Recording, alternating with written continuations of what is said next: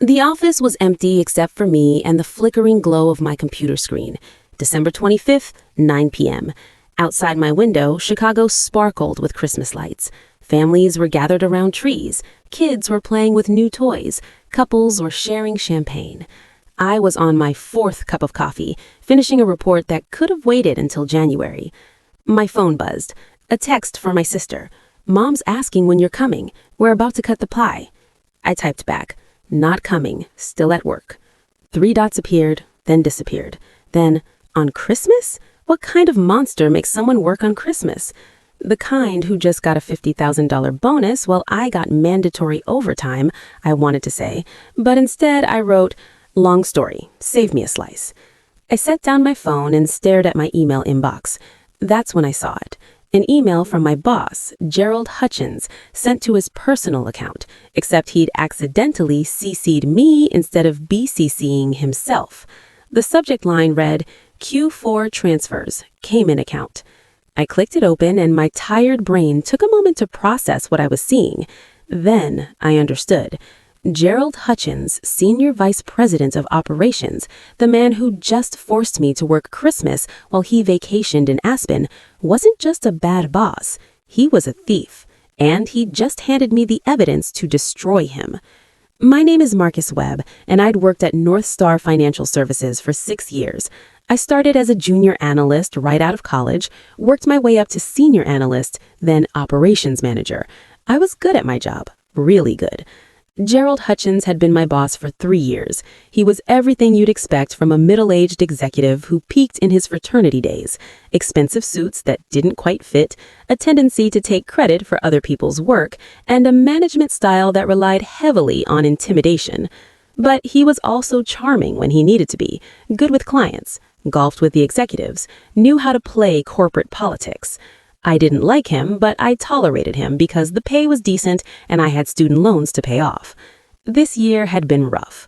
North Star had gone through restructuring, which meant layoffs for junior staff and increased workloads for everyone who remained. My team went from 8 people to 4. The work didn't decrease. Gerald's response to our complaints? Be grateful you still have jobs. Meanwhile, he left early for client meetings that were actually golf games. He took 3-week vacations while we covered his work.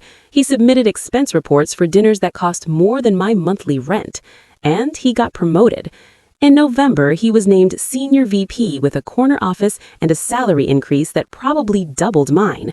The week before Christmas, he called a team meeting. "I've got good news and bad news," he said, grinning like this was a joke. "Good news, everyone's getting year-end bonuses. Corporate approved them this morning." There was a collective exhale of relief. We'd worked brutal hours. We deserved those bonuses. "Bad news," Gerald continued, "we've got a major client audit due January 2nd. Someone needs to work through the holiday to prepare the documentation. I volunteered you, Marcus." The room went silent. "I'm sorry, what?" I said. "The Pemberton audit. It's massive, and we need someone detail-oriented. You're our guy. You'll work December 24th through 26th, get the files ready, and we'll all look like heroes in the new year." "That's Christmas, Gerald." "I'm aware. That's why it's called a sacrifice. That's how you get ahead in this business, Marcus, by doing what others won't." "Will I get compensation, holiday pay, extra bonus?" He laughed. "Your compensation is keeping your job. Besides, you're salaried, no overtime." I looked around the room. My colleagues avoided eye contact. Nobody was going to back me up. "When do you leave for Aspen?" I asked. His smile faltered. "That's not relevant. You're flying out tomorrow for a ski vacation while I work Christmas for no extra pay. I'm a senior VP. I've earned my vacation. You're an operations manager who still has things to prove." He stood up. "Meeting adjourned. Marcus, I'll need those files by December 26th at 6 p.m. Don't disappoint me." He walked out, leaving me sitting there with a rage so pure it felt cold. I showed up on Christmas Eve at 8 a.m. The office was a tomb. Security nodded sympathetically when I badged in. "Working the holiday, Mr. Webb?" "Yes, apparently." "That's rough, man. Merry Christmas anyway." "Yeah, you too." I sat up at my desk with coffee and the massive Pemberton file. It was tedious work, reconciling accounts, verifying transactions, preparing documentation for external auditors. Important work, but not urgent. Nothing that couldn't have waited until January 3rd. Gerald just wanted to flex his power, to remind me who was in charge. I worked through Christmas Eve, took a break at 6 p.m. to call my mom. "Merry Christmas, honey. Are you coming tomorrow?" "I can't, Mom. I have to work." "On Christmas?" Her voice cracked. "Marcus, that's not right. Can't you tell your boss?" "I tried. He doesn't care.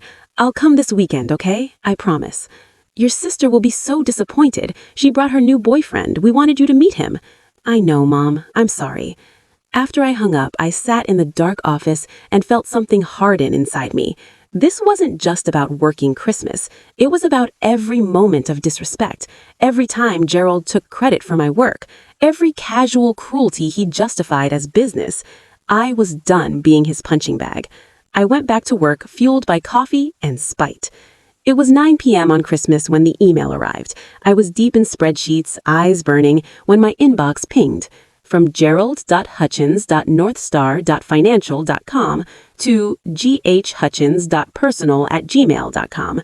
CC marcus.web.northstar.financial.com. Subject: Q4 transfers, Cayman account. I frowned. Why was I CC'd on something going to his personal email? I opened it. Eddie. Q4 numbers attached. Same routing as always. Split should hit the Cayman account by Jan 3rd. Reminds me to delete these emails after you confirm receipt. G. Attached was a spreadsheet titled Q4_adjustments_personal.xlsx. I downloaded it. The spreadsheet showed a series of transactions from various North Star client accounts, each one small enough to avoid automatic flagging.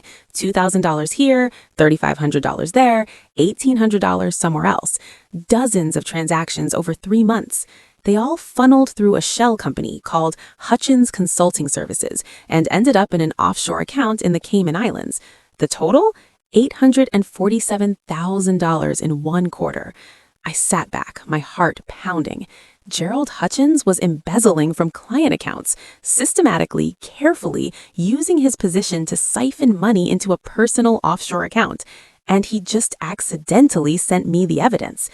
I checked the CC line again. Definitely my email. He'd meant to be CC himself, so there'd be no record of sending it to his personal account, but he'd clicked the wrong button. One small mistake. That's all it took. I looked at the time. 9:17 p.m. Gerald was in Aspen, probably drunk on expensive wine, celebrating Christmas with his family while I sat alone in a dark office on his orders. He'd made me work Christmas. He'd denied me a bonus. He'd treated me like I was disposable. And now I had the power to end him. My hand moved to the mouse. I created a new email. To corporate.ethics@northstarfinancial.com. CC legal.northstarfinancial.com, cfo.northstarfinancial.com, ceo.northstarfinancial.com. Subject: urgent, evidence of financial fraud. I typed. To whom it may concern, I am writing to report evidence of embezzlement by Gerald Hutchins, Senior Vice President of Operations. I have attached an email and spreadsheet that Mr. Hutchins accidentally forwarded to me showing systematic theft from client accounts totaling $847,000 in Q4 alone. The attached documents detail transfers to an offshore account in the Cayman Islands through a shell company. I believe this requires immediate investigation. I am available to provide additional information as needed. Marcus Webb, Operations Manager. I attached the email and spreadsheet. My cursor hovered over the send button. This would ruin Gerald, destroy his career, possibly send him to prison. His family would suffer. His reputation would be obliterated. But he'd stolen from clients, from people who trusted North Star with their money. He'd enriched himself while demanding I work Christmas for no extra pay. I thought about my mom's disappointed voice, my sister's new boyfriend I was missing, the Christmas pie I wouldn't get to eat. I thought about every time Gerald had taken credit for my work, every dismissive comment, every reminder that I was expendable. I clicked send. The email whooshed into the void. I sat back, exhaled, and felt something like peace. Then I finished the Pemberton file because I'm a professional. I woke up on December 26th with 47 missed calls. The first voicemail was from Gerald, left at 6:23 a.m., his voice shaking. "Marcus, what the fuck did you do? Call me back immediately. Immediately." The second was from North Star's chief legal officer. "Mr. Webb, this is Catherine Morrison from legal. Please call me as soon as possible. We need to discuss your email."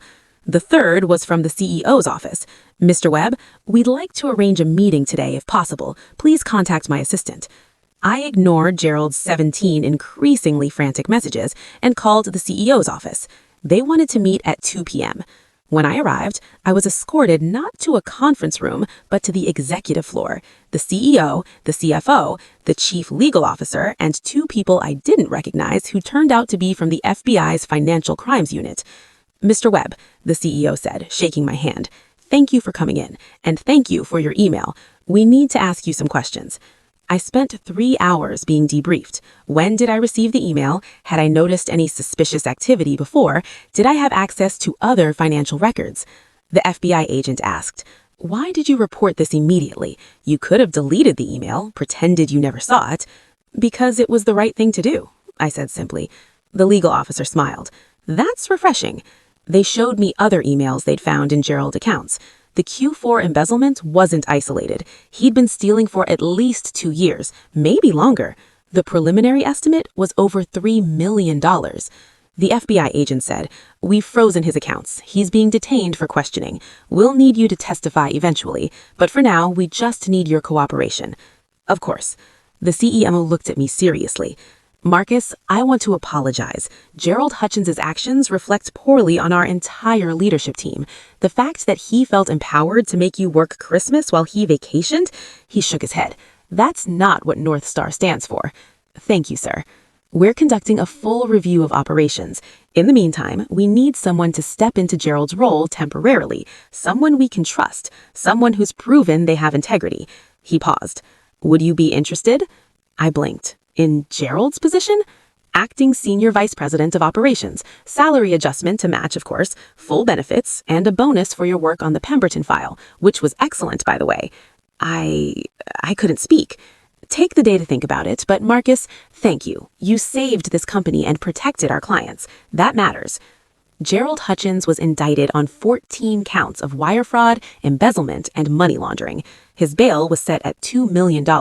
His assets were frozen. His wife filed for divorce. The trial was scheduled for August. I was named Permanent Senior Vice President of Operations in February with a salary of $240,000, nearly triple what I was making. My team was expanded to 12 people. I got Gerald's corner office, though I had it completely redecorated. The bonus for the Pemberton work? $25,000. The bonus for exposing Gerald's fraud? $100,000. I used part of it to take my entire family on a cruise. My mom cried when I told her, "I'm so proud of you, Marcus, not for the promotion or the money, but because you did the right thing even when it was hard." "Thanks, Mom." On my first day in the corner office, I found a note taped to the desk. Gerald's handwriting. "Remember, Marcus, success is about doing what others won't." I crumpled it up and threw it away. He was right, actually. Success was about doing what others wouldn't, like working Christmas, like having integrity, like forwarding one email that changed everything. Gerald Hutchins was convicted on 12 of 14 counts. He was sentenced to 8 years in federal prison and ordered to pay $3.4 million in restitution. At his sentencing, his lawyer argued that he'd made mistakes, but was fundamentally a good person who'd done good work for North Star. The judge wasn't impressed. Mr. Hutchins stole from people who trusted him with their financial security. He abused his position of power, and when presented with a choice between integrity and greed, he chose greed every single time. 8 years. I wasn't at the sentencing. I was in a meeting restructuring operations to ensure no one person ever had the kind of unsupervised access Gerald had exploited. But I heard about it from the legal officer who called me afterward. "He blamed you, you know," she said. In his statement, said you destroyed his life out of spite because he made you work Christmas. What did the judge say? that Mr. Hutchins destroyed his own life with his choices, and that blaming a person who reported his crimes was exactly the kind of thinking that got him there in the first place. I smiled. Good. People ask me sometimes if I feel guilty, if I regret sending that email, if I wish I'd handled it differently. The answer is no. Gerald Hutchins made me work Christmas while he vacationed. He denied me a bonus while stealing millions. He treated me and everyone else like we were disposable. And when he accidentally showed me who he really was, I made sure everyone else knew too. That's not revenge. That's justice. And unlike Gerald, I can sleep at night. If you've ever exposed workplace corruption or stood up to a bad boss, share your story below. And subscribe for more stories about integrity, justice, and karma catching up with people who deserve it.